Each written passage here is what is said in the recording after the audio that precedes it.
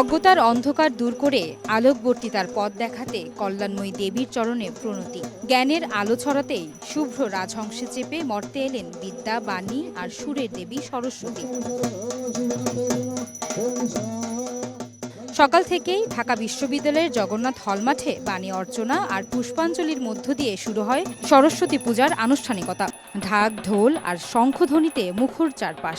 পূজা অর্চনার মাধ্যমে ঈশ্বরের কাছে কিছু চাইলে সেটা পাওয়া যায়। বরাবরের মতো খুবই সুন্দর হয়েছে। প্রত্যেকটা ডিপার্টমেন্ট 70টা পূজা হচ্ছে, চারুকলা একটা পূজা করতেছে পুকুরের মধ্যে। জগন্নাথ হলের পুজোটা সবচেয়ে বড় করে হয়, আর আসার পরে অনেকগুলো সবগুলো ডিপার্টমেন্টে আলাদা আলাদা করে প্রতিমা আনা হয়েছে, সবগুলোই অনেক ভালো লাগছে দেখে। এবার সরস্বতীর কৃপালাভের আশায় 70টি মণ্ডপে পূজার আয়োজন করা হয়। শুদ্ধতার দেবী বিনা হাতে আশীর্বাদ দেন সকলকে। মায়ের কাছে একটাই চাওয়া হচ্ছে যেন আমার পড়ালেখার উন্নতি হয়, আমি জীবনে ভালো কিছু করতে পারি। পড়াশোনায় এবং শিক্ষা জীবনে অনেক ভালো ফলাফল নিয়ে আসি, এইটাই হচ্ছে আমার সরস্বতী মায়ের কাছে চাওয়া। বিদ্যার হাতে খড়ি দিতেই সন্তানদের নিয়ে দেবীর চরণে অঞ্জলি দেন অভিভাবকরা।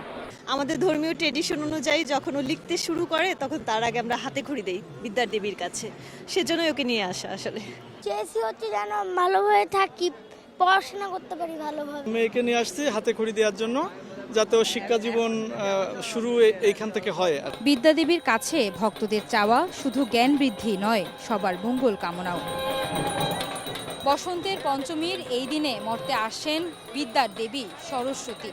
জ্ঞানের অধিষ্ঠাত্রের আশীর্বাদ যেন থাকে ছাত্রদের মাঝে, এমনটাই প্রত্যাশা ভক্ত অনুরাগীদের। আয়েশা সিদ্দিক, সামিয়া, সময় সংবাদ, ঢাকা।